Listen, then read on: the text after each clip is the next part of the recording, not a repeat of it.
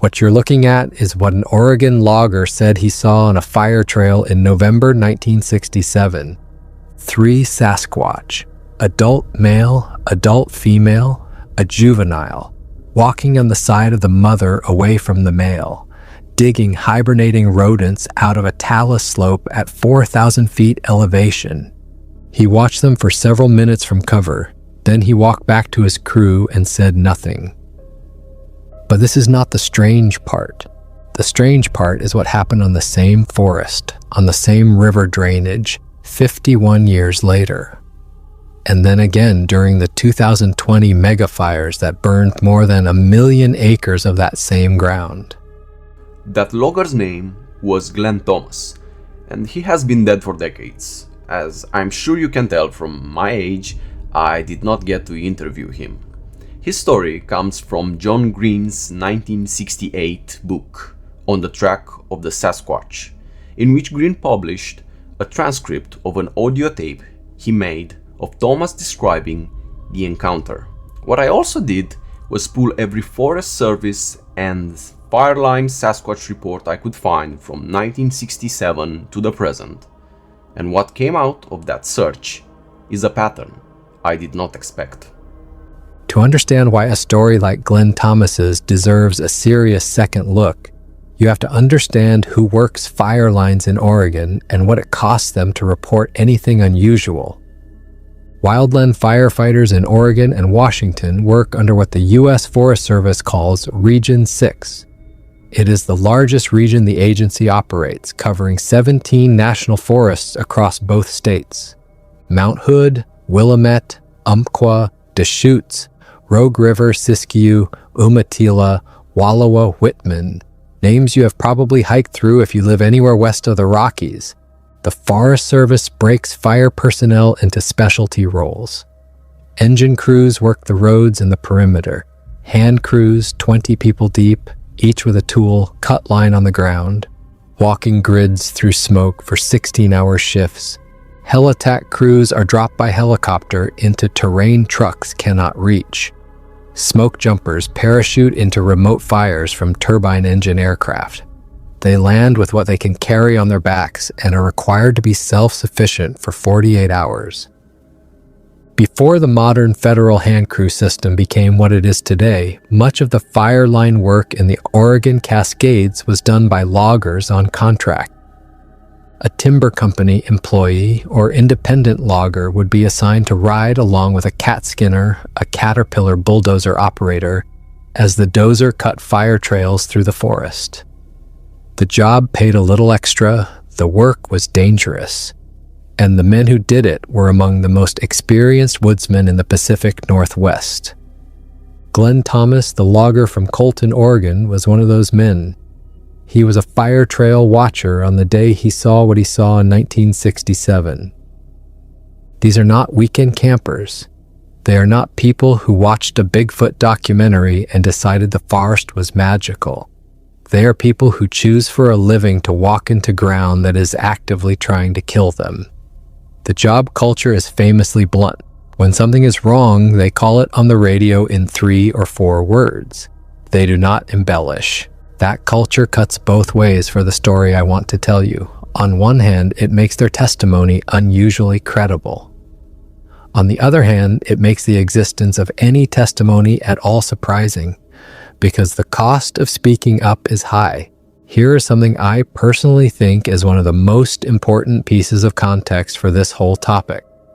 There is a recurring phrase that appears in Forest Service and Fireline Sasquatch reports across decades.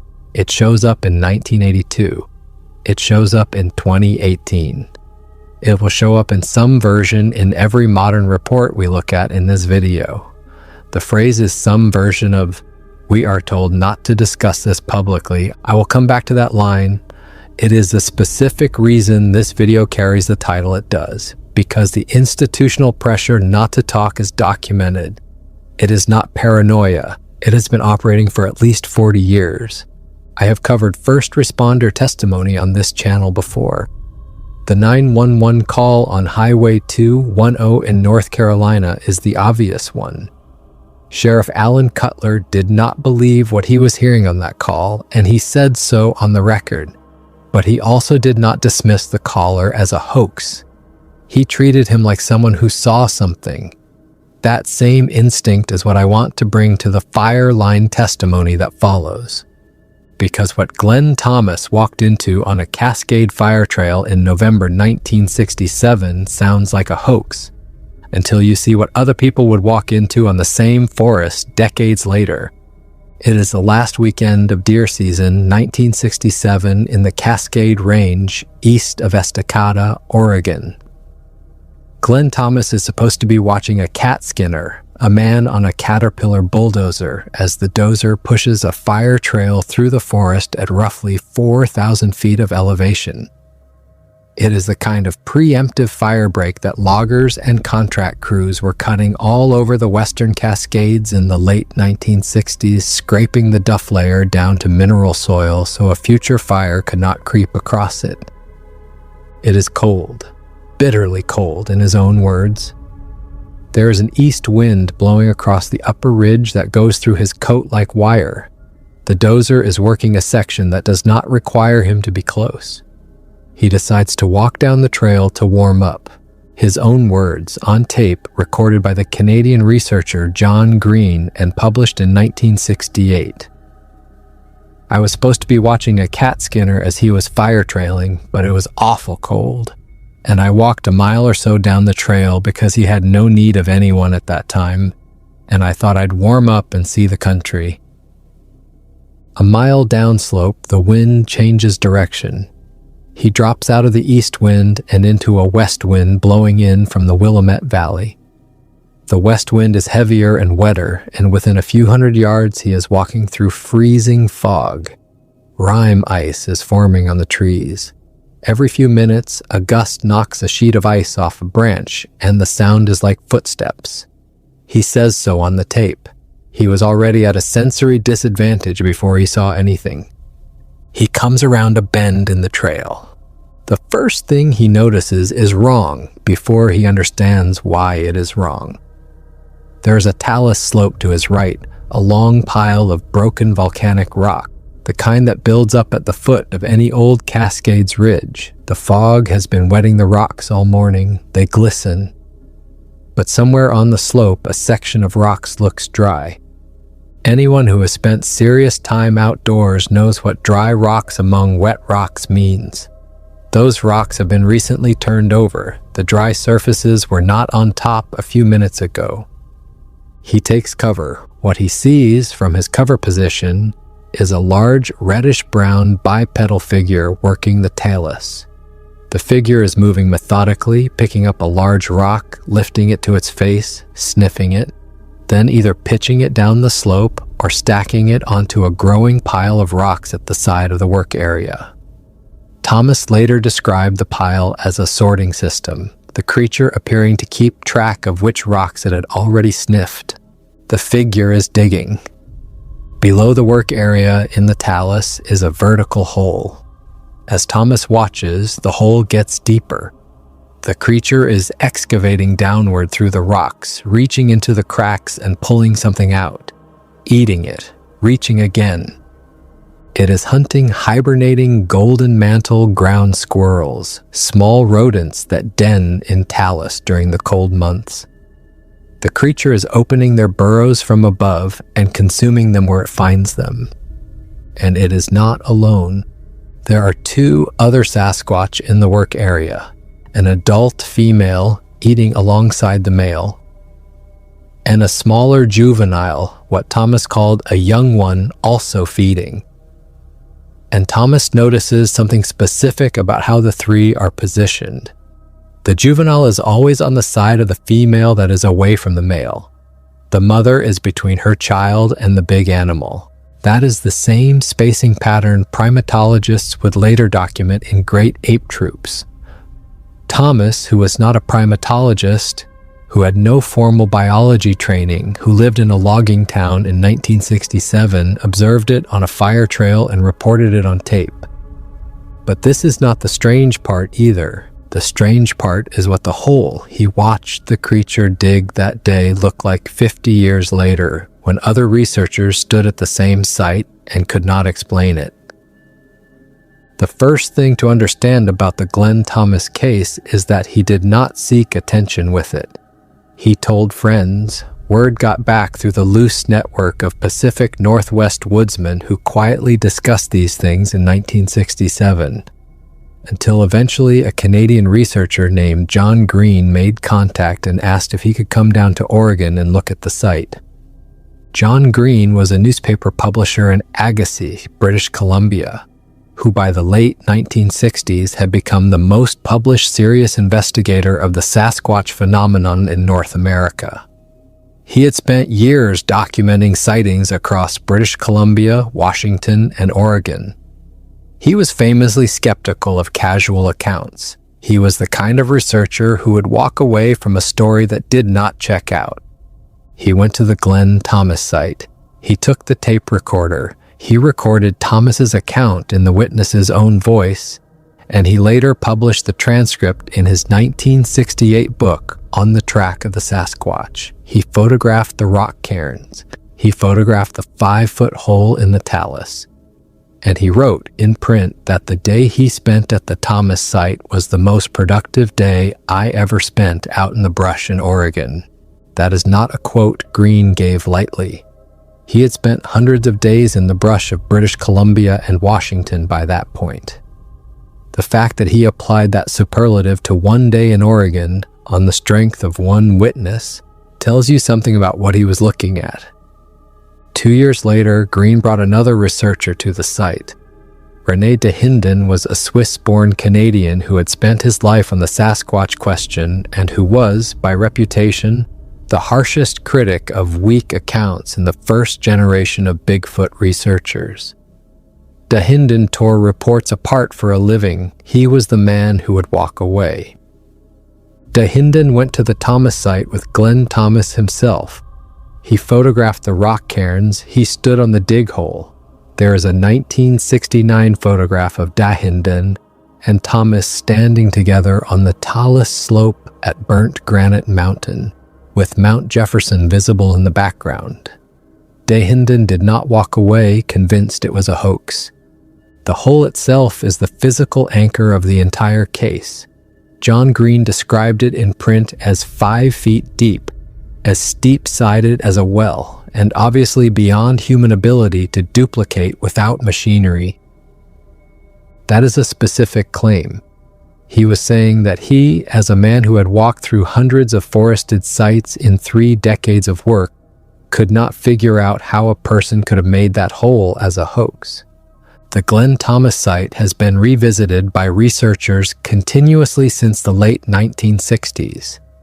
Joe Bielart, a more recent Oregon Bigfoot researcher who co-authored the 2015 book The Oregon Bigfoot Highway with Cliff Olson, photographed the site in July 1999. The rock cairns were still there. The hole was still there. Hikers and bicyclists have made the trek to Burnt Granite Mountain over the decades. The site is not lost terrain. It is accessible from Oregon Route 224, the road known unofficially as the Bigfoot Highway between Estacada and Detroit. The location is also important for what comes later in this video. Burnt Granite Mountain sits within the Mount Hood National Forest, in the upper Clackamas River drainage. That same drainage would be the site of a 2018 multi-witness sighting reported by Forest Service employees. It would also be the burn footprint of the largest of the 2020 Labor Day fires, a fire we will get to in a few minutes. 3 documented incidents in roughly the same Cascade watershed, separated by 51 years. But before we get to those, I owe you the rest of the case against Glen Thomas, because there is one, and honestly, it is a strong one.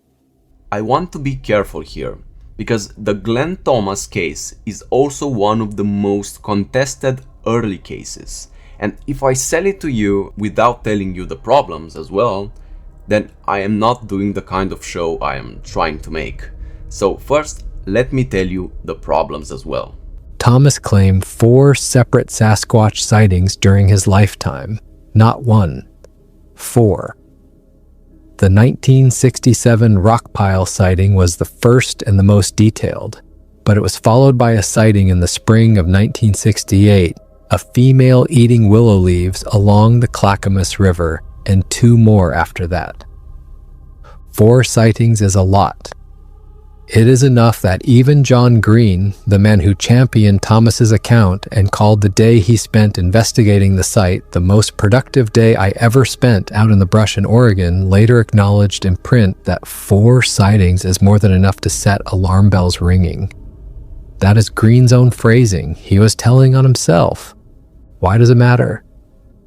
Because the statistical profile of a credible Bigfoot witness, if such a creature exists, is somebody who has 1 sighting in their lifetime, maybe 2.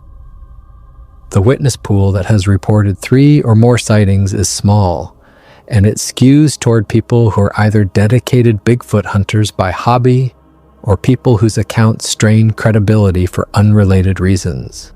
The pattern is what cryptozoologists privately call the lottery winner problem, the math of being struck by lightning 4 times. Glen Thomas claimed to be struck 4 times by the same lightning in the same valley. There is a more specific problem. Thomas did not go public with the 1967 sighting until after the Patterson-Gimlin film became national news in late October. The film was shot on October 20th, 1967, about 300 miles south of Thomas's site near Bluff Creek in Northern California. It hit the wires within days. By the time Thomas told his story to John Green, the cultural image of a large reddish-brown bipedal Sasquatch, exactly what Thomas described seeing, was in the bloodstream of every person in the Pacific Northwest who watched the news. That is a problem for any sighting reported in late 1967 that closely resembles the Patterson-Gimlin subject. It does not invalidate the sighting. It does invite the question of whether the witness's memory of what they saw was contaminated by what they then saw on television. The strongest critique of the Thomas case is more recent. T.A. Wilson, a working Bigfoot researcher and the author of the 2015 book Bigfoot in Evolutionary Perspective, devoted a full chapter to arguing that Thomas was a previously unacknowledged hoaxer whose influence on the field has been outsized. Wilson's central argument is behavioral. He went to the site personally and concluded that the rock stacking as sorting system behavior Thomas described does not make biological sense. It would be more efficient, Wilson argues, for a large primate to simply overturn rocks and move on. The back and forth stacking and sorting is the kind of thing a person imagining the scene would think to invent, but not the kind of thing a real animal would actually do. Wilson also notes, and this is the line I find hardest to dismiss, that Thomas never produced a photograph, a film, or a track cast across 4 separate sightings, across years. Despite living in the area, knowing the location, and having ongoing contact with serious researchers who would have given him the equipment to document anything. If Thomas's accounts were true as described, it would mean he had more documented Sasquatch contact than any human being in modern history. And he managed to come away with nothing but stories. So what do we have? We have a documented site with a 5-foot hole in talus rock that researchers cannot easily explain. We have a witness who took the story to one of the most credible Bigfoot investigators of the 20th century. We have a behavioral detail about juvenile female-male spacing that is consistent with primate sociology. And we have a witness who reported the same kind of family group in the same general geography that other witnesses would report 50 years later.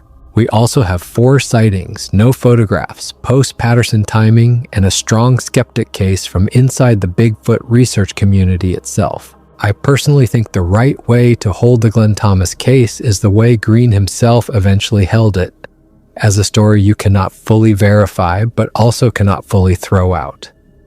The physical anchor at the site is real. The witness was real. The investigators were not amateurs. And the configuration he reported keeps showing up in other places, which is where the story stops being about one strange logger and starts being about a pattern. In June of 1982, 15 years after Glen Thomas, a man named Paul Freeman was working as a watershed patrolman for the U.S. Forest Service in the Mill Creek watershed near Walla Walla in southeastern Washington. The Mill Creek watershed is the source of drinking water for the city of Walla Walla. It sits in the foothills of the Blue Mountains, adjacent to the Umatilla National Forest, which covers about 1.4 million acres of terrain straddling the Oregon-Washington border. Freeman's job was to ride the watershed boundary, check for fence damage, and report wildlife and human activity inside the protected drinking water zone. On June 10, 1982, Freeman reported a Sasquatch sighting inside the watershed. He described a roughly 8-foot, reddish-brown bipedal creature observed at relatively close range. 6 days later, on June 16th, he led other Forest Service personnel to a separate location called Elk Wallow, where he had found a set of footprints in soft soil. The Elk Wallow tracks were photographed and cast, and they became some of the most studied physical evidence in the history of Bigfoot research. The reason they became so studied was that the plaster casts contained what appeared to be dermatoglyphics, dermal ridges, the fine skin texture you would see on the bottom of a primate foot. Grover Krantz, a physical anthropologist at Washington State University, examined the casts and argued the ridges were anatomically consistent with a real foot and inconsistent with a stamped fake.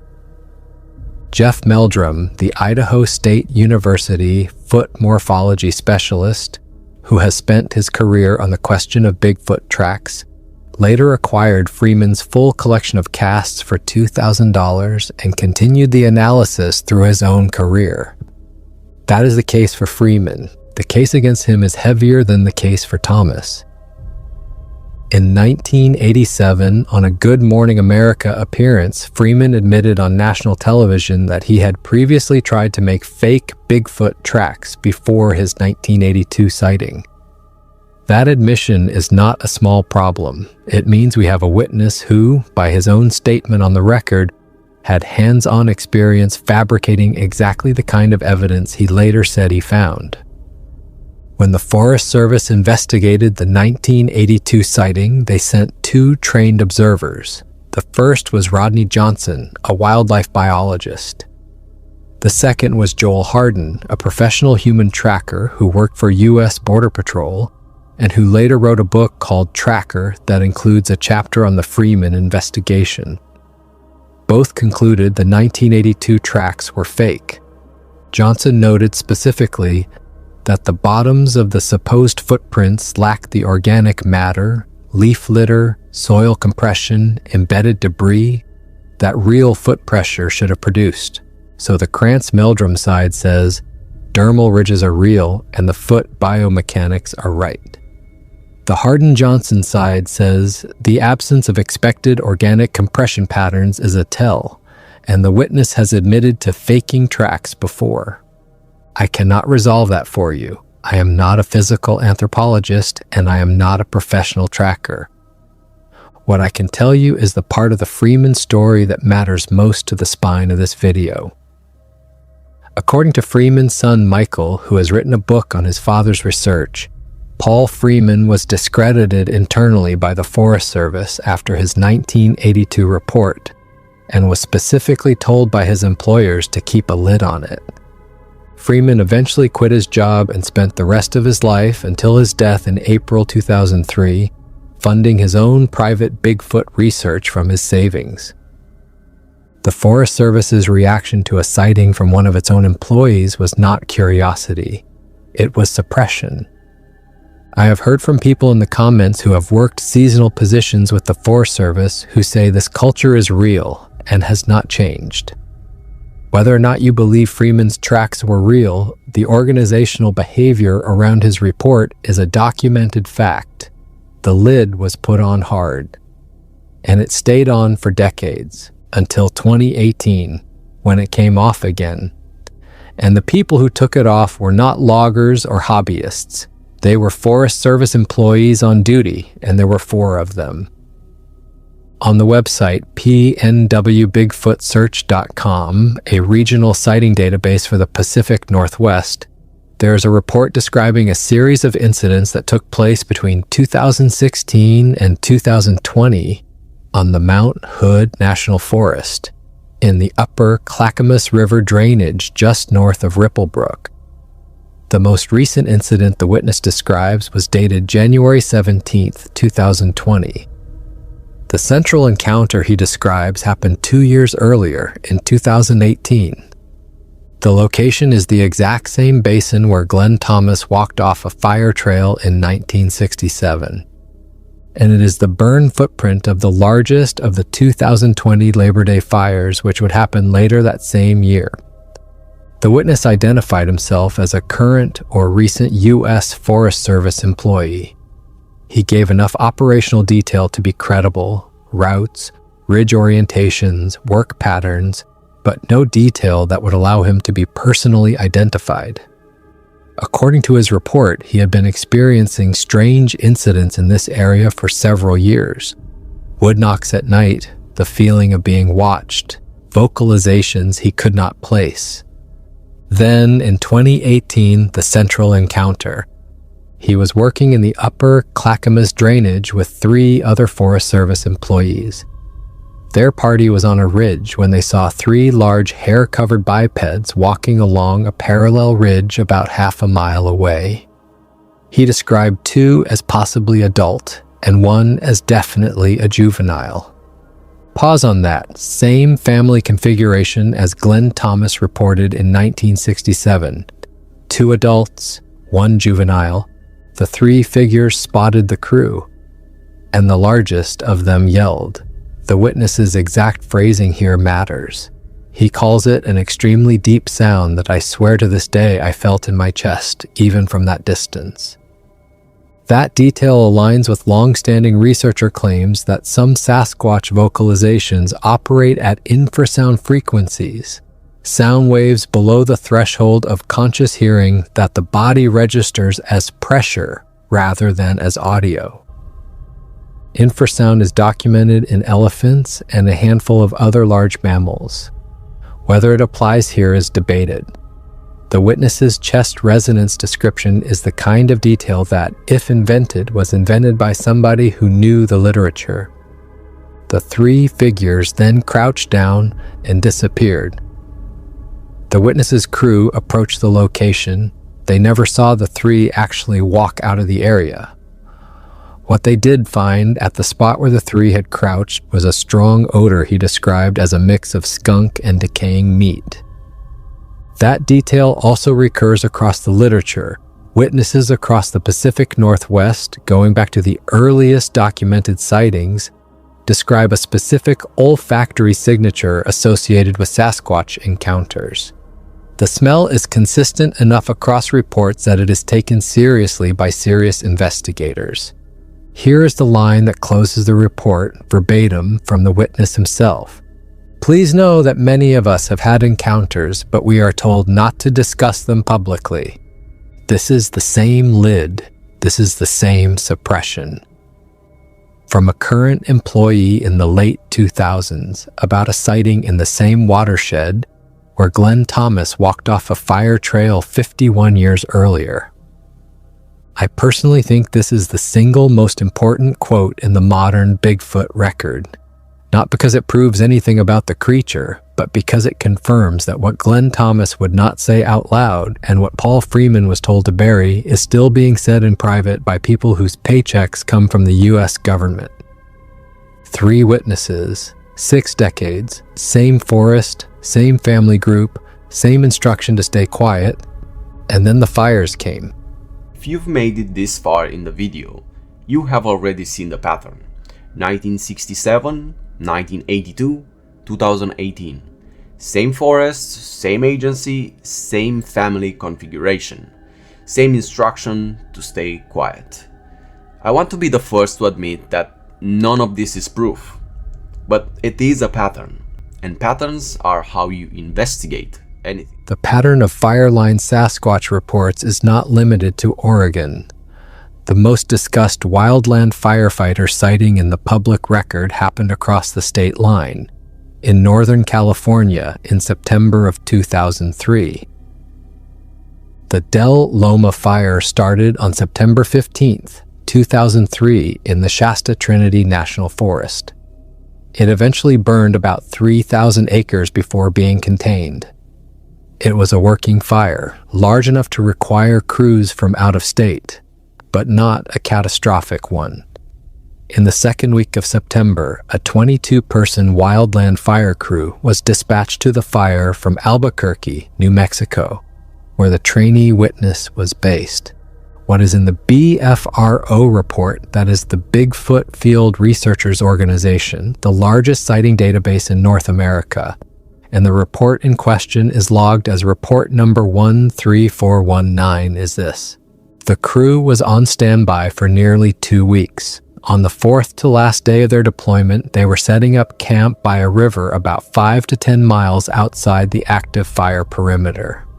It was near sunset. The witness was in his tent when crew members started yelling for him to come out. What they were looking at across the river at a distance of roughly 75 feet was a large bipedal hair-covered figure walking along the bank. The witness's exact phrase from the report is, "The biggest, hairiest mammal I had ever seen, just walking along the riverside, minding his own business." The encounter lasted multiple minutes. Crew members came over with flashlights. The figure eventually moved into the trees. The crew did not pursue.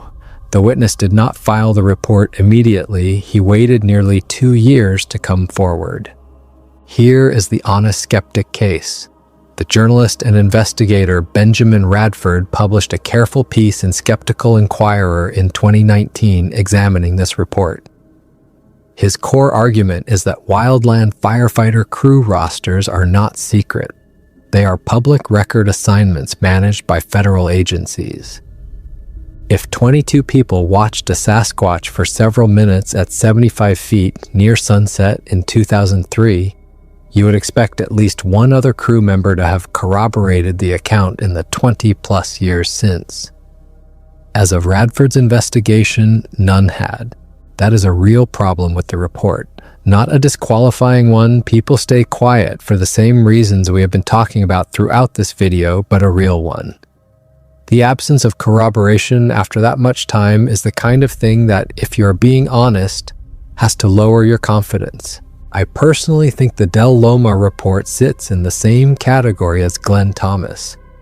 The witness is credible on his face. The story is internally consistent, but the supporting cast has gone silent, and that silence is hard to fully explain. What is harder to explain is the broader pattern.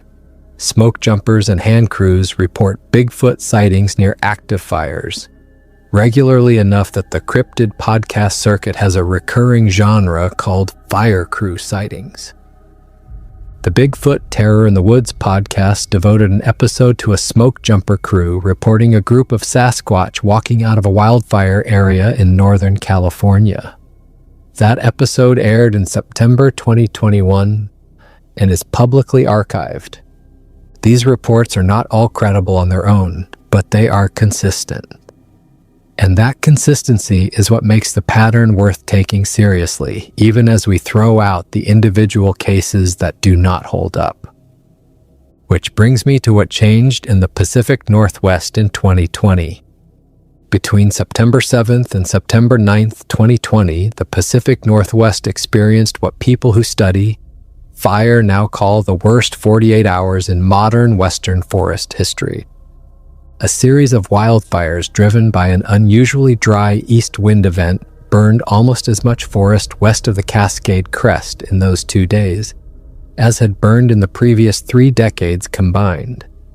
5 of those fires grew to more than 100,000 acres each. The peer-reviewed scientific paper on the event was published in the journal Ecosphere in 2022 by a U.S. Forest Service research team. The title of the paper is Cascadia Burning, worth reading if you have an afternoon. The single largest of the Labor Day fires was the Riverside Fire. The Riverside Fire grew to 138,000 acres almost entirely on the Mount Hood National Forest. Its footprint covered the Clackamas River drainage, which means it covered the exact watershed where Glen Thomas walked a fire trail in 1967, and the exact watershed where the 4 Forest Service employees from the 2018 report saw 3 figures on a ridge. Across Oregon, the Labor Day fires burned more than 1 million acres. Roughly 90,000 people were evacuated from their homes. Another 500,000 were placed on evacuation alert. Western Oregon had the worst air quality on Earth for almost 2 weeks. Property damage came in at $6 to $7 billion. The federal scientific assessment of the event is that megafires of that scale, while not historically unprecedented in the geological record, are likely to become more frequent in the Western Cascades over the next several decades due to changing temperature and humidity patterns. What does that have to do with Bigfoot? This is where I have to be careful because I do not want to oversell. But the documented behavioral response of large mammals to megafires is unambiguous. Bears, elk, cougars, deer, and smaller carnivores all show measurable forced movement during major fire events. They cross human infrastructure they normally avoid. They show up on trail cameras in suburbs. They cross highways at unusual times of day. They're observed by people who normally never see them because the fire forces them out of cover and across human-occupied ground. If we assume, and this is a working assumption, not a claim, that the Pacific Northwest is home to a small population of an unidentified large bipedal hominid, the behavioral prediction for that population during a megafire would be identical. Forced movement, crossings of human infrastructure, daylight visibility, sightings at the margins of active burns. That prediction is consistent with the smoke jumper reports near active fires that show up in the podcast and database literature. It is consistent with the geographic clustering of historical reports in the basins that have burned hardest in the modern era. And it is consistent with reports that have started showing up since 2020 from wildland firefighters who say they saw something on the line. I am not telling you this is proof of anything. I am telling you that the behavioral pattern, if it is real, is the kind of pattern that would predict an increase in fire line sightings during decades of escalating megafire activity in the Western Cascades. And what we are seeing in the post-2020 record is the early shape of exactly that. The fires are not going away. If this pattern is real, we are going to keep seeing reports. The question is whether anyone is going to be allowed to talk about them. Before there was a Forest Service, before there were fire trails, before there were watershed patrolmen, before there was anyone filing anonymous sighting reports in databases, there were people in these forests. The peoples whose territories overlap with the geography we have been describing have been documenting these beings for far longer than the modern record exists.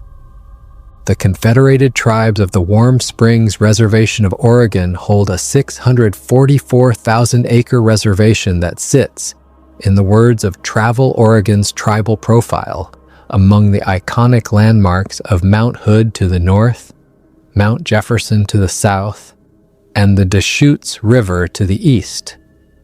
That description is geographically exact.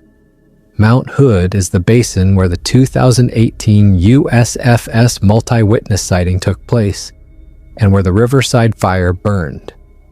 Mount Jefferson is the peak visible from Glen Thomas's 1967 site at Burnt Granite Mountain. The Warm Springs Reservation occupies the ground between them. The Confederated Tribes of Warm Springs is a confederation of 3 peoples. the Sahaptin-speaking Tanino, the Wasco, who spoke a dialect of Upper Chinook, and the northern Paiute, removed to the reservation in 1869. Each carries traditions of large forest beings predating the modern Bigfoot literature by centuries. Further east in the Blue Mountains country where Paul Freeman worked lie the lands of the Confederated Tribes of the Umatilla Indian Reservation, the Cayuse, Umatilla, and Walla Walla peoples. Further south, in the southern Cascades and High Desert, the Klamath, Modoc, and Yahuskin Paiute peoples of the Klamath tribes carry their own long traditions of forest beings. The most documented body of oral tradition on these beings across the Pacific Northwest is the Stick Indian tradition. Among the Wenatchee people, they're called Choanito, which translates roughly as night people. Among the Lake Band of the Colville Confederated Tribes, they are called Skanicum, or Stick Indian. The anthropologist Ed Fush spent 10 years interviewing Colville and Spokane elders before publishing his research on this tradition in 1992. In Fush's interviews, elders described these beings consistently: large, hair-covered, possessing a distinct odor, capable of imitating animal sounds, mostly avoiding humans, but occasionally interacting in protective or punitive ways. They were not described as monsters, they were described as people. That framing matters. The modern popular conception of Bigfoot as a cryptid, as a subject of pursuit, as something to be hunted and proven, is a recent overlay. In the older traditions on the same ground, these beings are kin. They are part of the forest. They are not waiting to be discovered. They have always been here, and the human peoples who live with them develop protocols for how to share the same valleys. I want to be clear that I am presenting this with respect, and that the channel has no business presuming to speak for any tribe or any tradition. The point I want to make is narrow. The behavior, the geography, and the family configurations being reported by Forest Service workers, firefighters, and loggers going back at least to 1967 match the descriptions in oral traditions that predate any of those professions by an order of magnitude or more. That overlap is the part of this story that does not get the airtime it deserves. Before I close this out, I owe you the honest skeptic accounting, because everything I have walked you through can be explained without invoking a relict hominid population. And I want to lay that out before I tell you why I personally think the explanation still falls short. Heat distortion. The thermal layer above a working burn line refracts light in ways that can make distant objects appear larger, taller, and more humanoid than they are. Bears, elk, and even tall stumps standing in heat shimmer can read as bipedal at distance. Smoke. Megafire smoke is dense enough to filter color spectra, which is why everything in a fire zone takes on that bruised purple tone. Color identification at distance, including the reddish-brown coloration witnesses keep reporting, is harder to trust under these conditions than people realize. Exhaustion. Wildland firefighters work 16-hour shifts in heat that regularly exceeds 100 degrees with the smoke off. The cognitive cost of that is documented. Hallucination and pareidolia under that kind of exhaustion is not a rare event. It is a known and studied phenomenon. Bears. Black bears stand bipedally during disturbances, and they stand much taller on their hind legs than people remember from photos. A 6-foot adult black bear on its hind legs can look like 7.5 feet of biped from across a smoky drainage. 3 bears displaced by a fire could plausibly read as 3 Sasquatch to a tired witness at distance. Hoaxes. Paul Freeman admitted to faking tracks before his 1982 sighting. Some percentage of every database is contaminated by people inventing accounts for reasons that have nothing to do with truth. T.A. Wilson's argument that Glen Thomas was an unacknowledged hoaxer is not unreasonable. It has to be taken seriously. And the cleanest critique of all, the one that I cannot fully answer, is the bodies question. The 2020 Labor Day fires in Oregon burned more than 1 million acres. If a population of large primates lives in that geography, at least some of them died in those fires. Where are the bodies? Where are the bones? The federal post-fire wildlife recovery surveys did not turn anything up. That absence is not nothing. Here is what the absence does not explain. It does not explain why Glen Thomas described mother-juvenile male primate spacing in 1967, before the primatological literature on great ape troop structure had made that pattern widely known to American laypeople. It does not explain why the same family configuration appeared in the 2018 USFS report from the same drainage. It does not explain the dermal ridge analysis on the elk wallow cast that has been defended by published academic anthropologists. It does not explain why Paul Freeman was specifically told by his employers to stay quiet. And it does not explain the recurring institutional silence language from people whose paychecks depend on not saying any of this. So I personally think the honest position is this. The individual cases are all imperfect. Thomas had 4 sightings and no photos. Freeman fabricated tracks before he was credible. The Del Loma crew never corroborated. The 2018 report is anonymous. Every single piece of this is contestable on its own.